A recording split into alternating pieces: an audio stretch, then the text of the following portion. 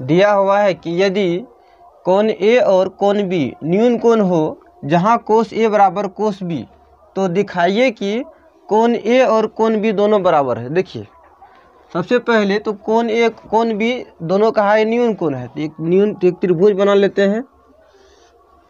यह हो गया त्रिभुज, इसको मान लेते हैं कोण ए और इसको मान लेते हैं कोण बी, न्यून कोण है, और इसको मान लेते हैं कोण सी जो कि समकोण है।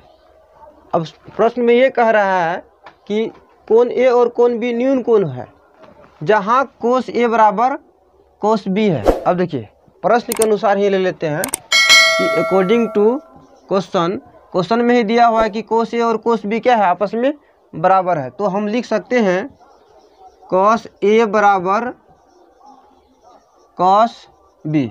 अब देखिए हम लोगों को पता है जब कोण बी को मानते हैं तो नीचे वाला आधार और ऊपर वाला लंब हो जाता है, और यदि कोण ए को मानते हैं तो ये वाला आधार और ये वाला लंब हो जाएगा। तो देखिए क्या करेंगे, कोस ए का फॉर्मूला पता होता है,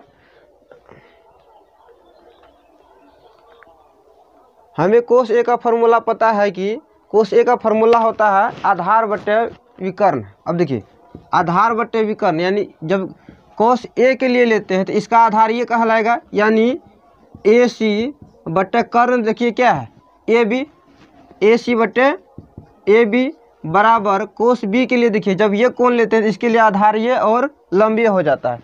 तो इसके लिए हम कह सकते हैं कि कोस बी बराबर बी सी बटे, अब देखिए कर्ण क्या है ए बी, तो देखिए सेम मिल रहा है ए बी और ए बी कट गया, बच गया क्या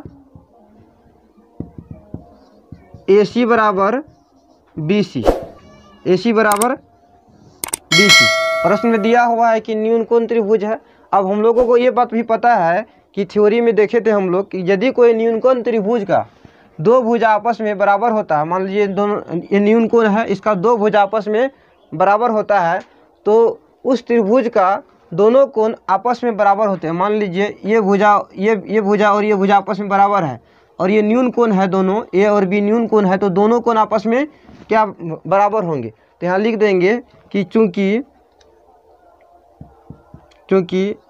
ए सी बराबर बी सी, इसीलिए कोण ए बराबर कोण बी। प्रूव्ड हो गया।